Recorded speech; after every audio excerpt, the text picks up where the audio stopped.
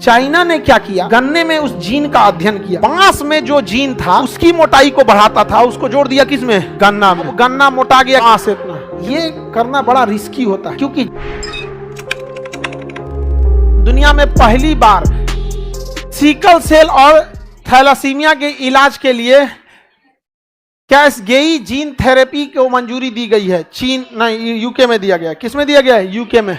किसे दिया गया है, यूके में। ब्रिटेन को बोलते हैं ना यूके, यूके ने मंजूरी दे दिया है जीन थेरेपी को। किसने दिया है, यूके ने। देखिए जीन थेरेपी क्या होता है, हमारे डीएनए का कुछ हिस्सा डिस्टर्ब हो जाता है, तो उससे क्या है कि उसमें वो बीमारी कंटिन्यूअस जाती रहती है। तो हम लोग क्या करते हैं कि ये जीन में जो खराब हिस्सा है उसको तोड़ के अलग कर देते हैं और स्वस्थ जीन को लगा देते हैं, जिससे कि वो बीमारी ठीक हो जाती है। लेकिन ये करना बड़ा रिस्की होता है, क्योंकि जीन हमारे शरीर में अन्य चेंजिंग भी ला सकते हैं। चाइना ने क्या किया, उसकी यहाँ जीन थेरेपी सबसे ज्यादा यूज होती है चाइना में।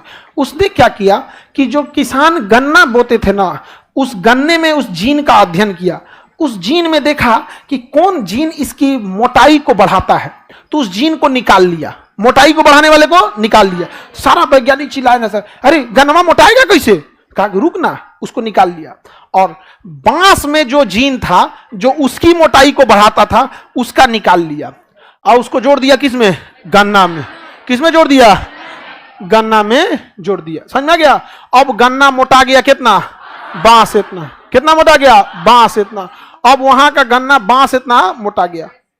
अब सोचिए वहां के गन्ना को ना कपड़ा की तरह गाड़ दिया जाता है इसे, और पूरा रस निकलते रहता है। और हम लोग के यहाँ गन्ना बेचारा पोलियो की तरह हो जाता है।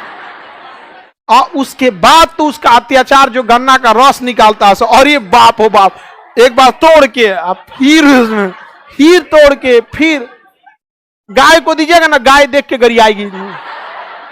बच्चल कौन ची ओलो रे में इहो खाजो।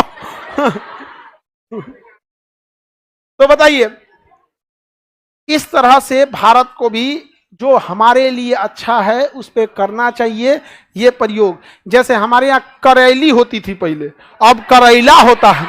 अच्छा है कि नहीं है, बेहतर है। यहाँ पे किसानों को क्या, हम जमीन तो बढ़ा नहीं सकते हैं, पैदावार बढ़ा सकते हैं कि नहीं। ऐसा करता सब ना कि जामुन में इतना मोट मोट गेहूं होता, जामुन बराबर क्या होता है, गेहूं। फिर तो किसान कमा के गदगद हो जाता है एकदम, इतनी इतनी गेहूं होता है। और जब पीसना ही है, जामुन बराबर होता है, चाहे छोहाड़ा बराबर गेहूं। किसान को कितना फायदा होता। लेकिन कभी भी प्रकृति में हस्तक्षेप नहीं कीजिएगा। एक ऐसा ही ज्ञान दे रहा था एक आदमी, किसान था, किसान नहीं व्यापारी था, साइकिल से जा रहा था, कह रहा था भगवान को कुछ बुझाता है बताओ। कोहड़ा का पेड़ देखा, कोहड़ा का पेड़, कहा कि बताओ भगवान को बुद्धि है, हेत्ता बड़का कोहड़ा इतनी चुकी पेड़ में लगी ले, अरे भगवान तेरा कौन जी का बुद्धि। फिर आगे गया, कुछ दूर चलते चलते जामुन का पेड़ देखा, कहा कि देखा देखा भगवान के देखा, अरे दादा हो दादा, हेत्ता बड़का पेड़ इतनी इतनी जामुन, दे भगवान दे भगवान। भगवान को बहुते कोसा, थक गया साइकिल चलाते चलाते। तो जामुन के पेड़ के नीचे काफी छाया रहती है, तो वहीं सो गया। 1 घंटा सोया ना, तब तक एगो जामुन टूट के उसके नकिया पे गिरा तड़ाम से, एकदम उसका नींद खुल गया झनक के। और तब उसको याद आया कि अगर इस पे कोहड़ा फला होता, अगर इस पेड़ पे कोहड़ा फला होता, अरे तब तो उस जाम मर गया रहता। इतना बड़का कोहड़ा मुंह पे गिर जाए, बचेगा आदमी।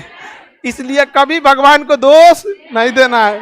तो हम लोग से बहुत होशियार, पता नहीं कौन यूनिवर्सिटी में पढ़े थे वो,